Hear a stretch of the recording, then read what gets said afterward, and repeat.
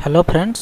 तो आज के इस वीडियो में हम बात करेंगे कि IBPS RRB के क्वांट पेपर में आप कैसे 40 आउट ऑफ 40 स्कोर कर सकते हैं। तो 40 आउट ऑफ 40 स्कोर करने के लिए आपके स्ट्रैटेजी क्या होनी चाहिए, कौन से टॉपिक से क्वेश्चन आते हैं ये आपको पता होना चाहिए, कौन से सेक्शन को कितना टाइम देना है, कौन से क्वेश्चन को पहले अटेम्प्ट करना है और कौन से क्वेश्चन को बाद में अटेम्प्ट करना है, क्वेश्चन को स्किप कैसे किया जाता है, कौन से मॉक टेस्ट आपको देने चाहिए और कितने मॉक टेस्ट देने चाहिए। और वीडियो के आखिर में मैं आपको कुछ ऐसे चीज़ बताऊंगा जो YouTube में कोई और टीचर आपको नहीं बताएगा। तो चलिए वीडियो की शुरुआत करते हैं। तो टॉपिक क्या है क्वांट के पेपर में? टॉपिक है simplification, quadratic equation, number series, DI, word problem. तो ये जो मैंने लिखे हैं ये पिछले साल आए थे। सिंप्लीफिकेशन से 6 क्वेश्चन, क्वाड्रेटिक से 6, नंबर सीरीज से 6, DI से 10 और वर्ड प्रॉब्लम से 12। लेकिन हो सकता है इस साल थोड़ी बहुत चेंज करे, जैसे कि मान लीजिए सिंप्लीफिकेशन, क्वाड्रेटिक और नंबर सीरीज से 5 क्वेश्चन पूछ ले और DI में 15 क्वेश्चन और वर्ड प्रॉब्लम में 10 क्वेश्चन पूछ ले।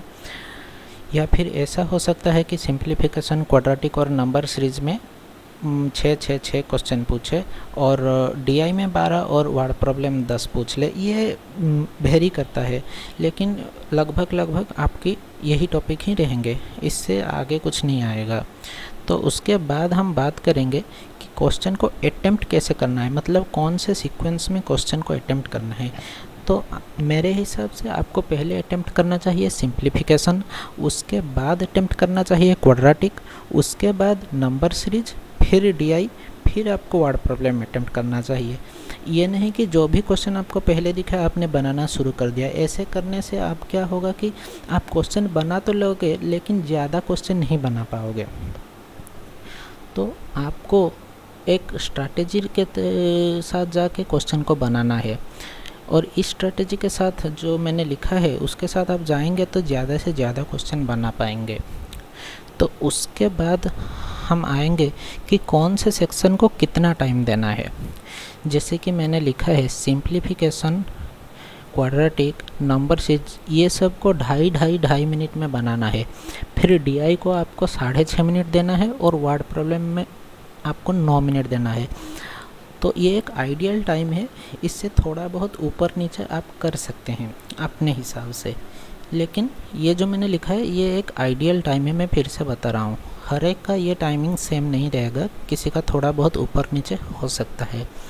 लेकिन फ्रेंड्स एक ज़रूरी बात ये है कि ये जो simplification, quadratic equation, number series और DI होते हैं ये सारे स्टूडेंट्स बना लेंगे। तो आपको सिलेक्शन दिलाएगा कौन? सिलेक्शन दिलाएगा आपको वर्ड प्रॉब्लम। जितने ज़्यादा वर्ड प्रॉब्लम आप करेंगे आपको आपका सिलेक्शन उतना ज़्यादा बढ़ जाएगा। तो ये बात को आप ध्यान रख के चलिए। तो उसके बाद हम बात करेंगे कि ये जो स्ट्रैटेजी मैंने अभी बताया तो उसको अप्लाई कैसे करें, मतलब 2.5 मिनट में आप कैसे 2.5 मिनट में आप कैसे सिंप्लीफिकेशन बनाएंगे, 2.5 मिनट में आप कैसे क्वाड्रेटिक बनाएंगे, नंबर सीरीज कैसे बनाएंगे 2.5 मिनट में 6 क्वेश्चन। तो उसके लिए आपको प्रैक्टिस की ज़रूरत होती है और बहुत ज़्यादा प्रैक्टिस की ज़रूरत होती है। तो पहले आपको जो आपकी बेसिक्स है उसको क्लियर करना पड़ेगा, क्योंकि बिना बेसिक्स क्लियर किए इतना जल्दी आप क्वेश्चन नहीं बना पाएंगे। आपकी एग्ज़ाम सितंबर के लास्ट वीक या फिर अक्टूबर के फर्स्ट वीक में होगा। तो उस हिसाब से आपके पास अभी 2.5 महीने के आसपास है। तो पहले 1 या फिर 1.5 महीना मान लीजिए आप अपनी बेसिक्स को क्लियर कीजिए और डेली के डेली 10 से 15 क्वेश्चन कीजिए। 10 सिंप्लीफिकेशन के, 10 क्वाड्रेटिक के, 10 नंबर सीरीज के क्वेश्चन बना लिए, फिर 2 DI बना लिया और वर्ड प्रॉब्लम भी प्रैक्टिस करिए साथ ही साथ। तो उसके बाद जो इम्पोर्टेंट आता है वो है टेबल आपको पूरा का पूरा याद रखना होगा, 25 तक कम से कम।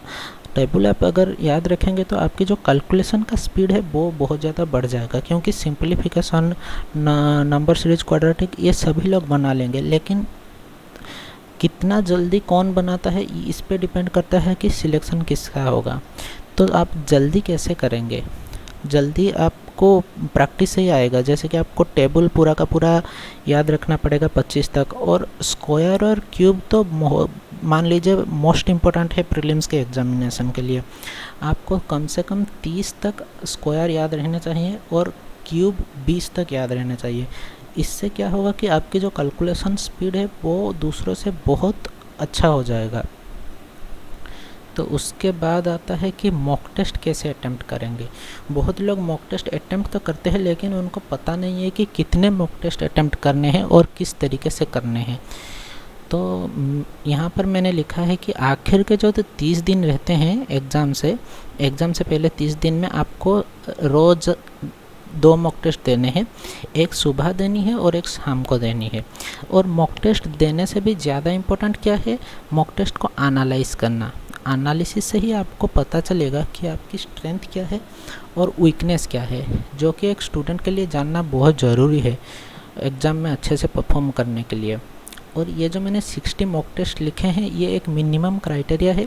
इससे कम अगर आप मॉक टेस्ट देते हैं, मान लीजिए आपने आखिरी के 10 दिन में 10 मॉक टेस्ट या फिर 20 मॉक टेस्ट दे के चले गए, तो आपका जो परफॉर्मेंस है एग्ज़ाम में उतना अच्छा नहीं रहेगा जो 60 मॉक टेस्ट प्रैक्टिस करके गया है उसके कंपैरेटिव में। तो उसके बाद हम आते हैं कि कौन से वेबसाइट से आप मॉक टेस्ट दे सकते हैं। यहाँ पर मैंने कुछ वेबसाइट्स मेंशन किया है। इनमें से आप किसी भी 2-3 वेबसाइट में से जाके परचेज कर लीजिए, ईयरली सब्सक्रिप्शन ले लीजिए, और 20-20 मॉक टेस्ट रहते हैं सब में। तो उसमें से आप किसी भी 3 में जाके मॉक टेस्ट दे दीजिए। और अगर मॉक टेस्ट में आपके नंबर अच्छे नहीं आ रहे हैं तो घबराइएगा मत, क्योंकि मॉक टेस्ट में ज़्यादातर क्वेश्चन ऐसे सेट किए जाते हैं कि जो एग्ज़ाम में क्वेश्चन आते हैं उससे थोड़ा टफ क्वेश्चन सेट किया जाता है। तो अगर आपके नंबर कम आ रहे हैं तो घबराइएगा मत, मॉक टेस्ट देते रहिएगा, क्योंकि एग्ज़ाम में आपके ज़्यादा मार्क आएंगे जितना मॉक टेस्ट में आ रहे हैं। तो उसके बाद हम आते हैं आखिर के वीक में क्या प्लान रहना चाहिए। तो ये जो है एक बहुत ही इम्पोर्टेंट है कि लास्ट वीक में हम क्या पढ़ें। लास्ट वीक में आप ये 2020 है, तो 2017, 18 और 19 ये 3 साल में जो RRB PO, RRB clerk, SBI PO, SBI clerk और आईबीपीएस पीओ, आईबीपीएस क्लर्क, इसमें जो भी क्वेश्चन आए हैं एप्टीट्यूड और रीजनिंग का, इसको आपको अच्छे से प्रैक्टिस करना है ताकि आपको पता चले कि एक्चुअल एग्ज़ाम में क्या क्वेश्चन आता है। और इसको आप लास्ट वीक में ही प्रैक्टिस कीजिएगा, पहले प्रैक्टिस मत करना, क्योंकि अगर आपकी बेसिक्स फंडामेंटल क्लियर नहीं होगा और आपकी मॉक टेस्ट प्रैक्टिस नहीं रहेगा, तो फिर आपकी जो प्रीवियस ईयर के पेपर जब आप बनाएंगे तो आप उसको अच्छे से अटेम्प्ट नहीं कर पाएंगे। और अगर मॉक टेस्ट प्रैक्टिस करने के बाद आके इस प्रीवियस ईयर पेपर को अटेम्प्ट करेंगे तो फिर आपकी परफॉर्मेंस बहुत अच्छा रहेगा और एग्ज़ाम से पहले आपको एक कॉन्फिडेंस बूस्टर मिल जाएगा, जो कि बहुत ज़रूरी होता है एग्ज़ाम से पहले। तो उसके बाद आएगा वो चीज़ जिसके बारे में मैं वीडियो के स्टार्टिंग में भी बता रहा था कि आपको दूसरा कोई नहीं बताएगा। वो चीज़ ये है कि आपको अपनी खुद की एक स्ट्रैटेजी बनाना है कि कैसे क्वेश्चन को अटेम्प्ट करना है, कितना टाइम देना है, कौन से सीक्वेंस में अटेम्प्ट करना है। और ये आपको पता तभी चलेगा जब आप 50 से 60 मॉक टेस्ट दे देंगे, क्योंकि 50 से 60 मॉक टेस्ट देने के बाद ही आप पता कर पाएंगे कि आपकी स्ट्रेंथ क्या है। किसी स्टूडेंट का स्ट्रेंथ डीआई होता है तो उसको डीआई पहले अटेम्प्ट करना चाहिए और जितना जल्दी हो सके उसको ख़त्म करना चाहिए। किसी का नंबर सीरीज स्ट्रेंथ होता है, किसी का सिंप्लीफिकेशन स्ट्रेंथ होता है। तो जिसका जो स्ट्रेंथ है उसको पहले कीजिए और जितना कम टाइम में हो सके उसको ख़त्म कीजिए। उससे क्या होगा कि आपको पहले क्वेश्चन करने में ज़्यादा कॉन्फिडेंस मिल जाएगा शुरुआत में, और आगे जाकर आपको टाइम भी सेव होगा और वर्ड प्रॉब्लम आप ज़्यादा से ज़्यादा बना पाएंगे। तो ये जो स्ट्रैटेजी है ये आपको खुद ही बनाना पड़ेगा। किसी दूसरे से अगर आप दूसरे की स्ट्रैटेजी को अगर आप अपनाएंगे तो आप ज़्यादा स्कोर नहीं कर पाएंगे, क्योंकि वो जो स्ट्रैटेजी है वो उस स्टूडेंट के लिए परफेक्ट है जिसने वो बनाया है, वो आपके लिए परफेक्ट होगा या नहीं इसका कोई गारंटी नहीं है। तो अपना स्ट्रैटेजी आप खुद बनाइए। तो उसके बाद आता है एक, आप अच्छे से सो कर जाना एग्ज़ाम से पहले, क्योंकि एग्ज़ाम से पहले नींद आना बहुत ज़रूरी होता है। और माइंड कंसंट्रेशन बहुत ज़रूरी होता है एग्ज़ामिनेशन में। अगर आप फोकस नहीं रहेगा एग्ज़ाम हॉल में, कंसंट्रेशन नहीं रहेगा, तो आप ज़्यादा क्वेश्चन अटेम्प्ट नहीं कर पाएंगे। तो फ्रेंड्स, आज के लिए वीडियो में इतना ही था। अगले वीडियो में हम बात करेंगे कि रीजनिंग में कैसे 40 में से 40 नंबर लाया जा सकता है। तो चलिए